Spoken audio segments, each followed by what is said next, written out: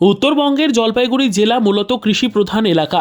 সদ্য মহকুমা তকমা পেয়েছে ধূপগুড়ি, আর এখানে সরকারি অফিসারদের বিরুদ্ধেই সোচ্চার হয়েছেন এ রাজ্য সরকারেরই স্বনির্ভর গোষ্ঠী। গত 2022 সালে জলপাইগুড়ির মোহিতনগরে 50 মেট্রিক টন ও জলপাইগুড়ির ধূপগুড়িতে 5 মেট্রিক টন ক্ষমতা সম্পন্ন দুটি হিমঘরের অনুমতি মেলে।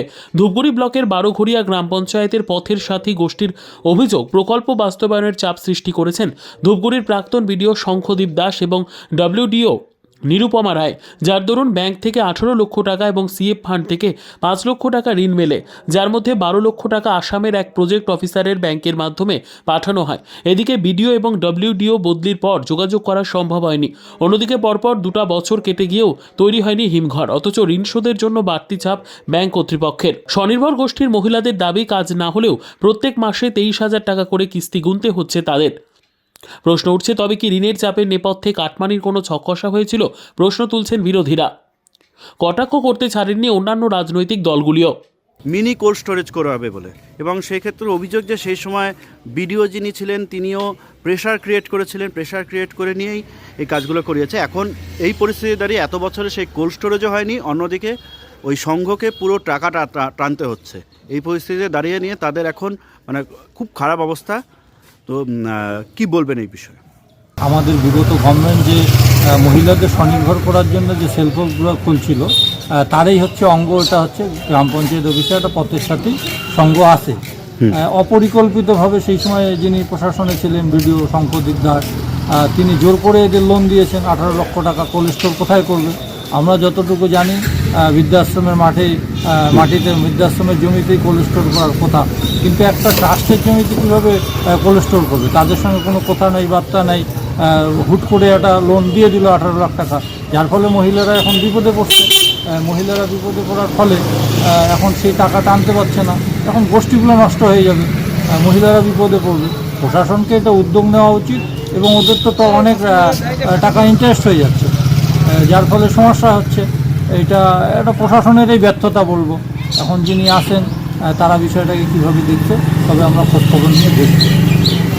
এদিকে গোটা বিষয়ের তদন্ত করে উপযুক্ত ব্যবস্থা নেওয়ার দাবি জানিয়েছেন জলপাইগুড়ি জেলা তৃণমূল কংগ্রেসের শাসক নেতা।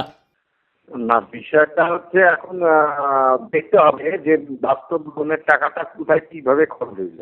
আর যদি এখানে বিষয়টা বিডিও সাহেব নিজের তত্ত্বাবধানে নিজে করে থাকে, পুরা নিরুপম রায়ের যে কথাটা বললেন, উনি দায়িত্বে নিয়োগ একজন কর্মচারী ছিলেন, অবশ্যই এটা ইনকোয়ারি হওয়া উচিত। ইনকোয়ারি হওয়ার পরে যদি যে এর মধ্যে যুক্ত আছে তার বিরুদ্ধে অবশ্যই প্রশাসনিক ব্যবস্থা নেওয়ার জন্য আবেদন জানাবো, দিয়েছি আমরা।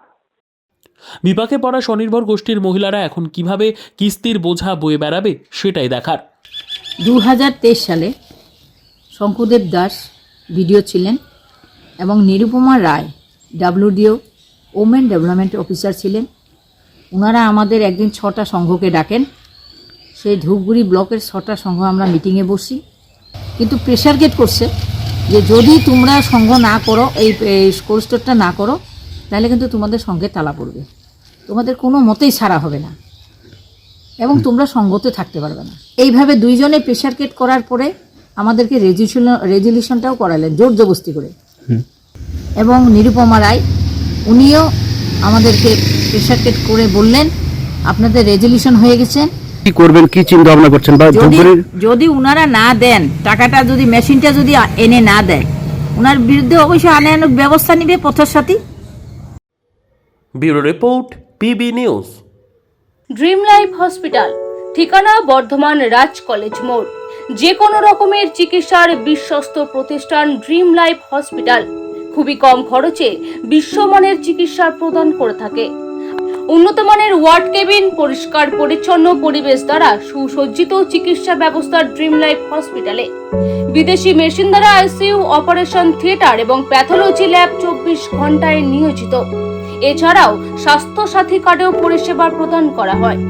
উন্নত মানের পরিষেবা প্রদান করার জন্য আমাদের ডাক্তারবাবু, মেডিকেল স্টাফ এবং সিস্টাররা সকলেই বদ্ধপরিকর। যোগাযোগ করুন 7319525110 অথবা 9734762221 এই নম্বরে।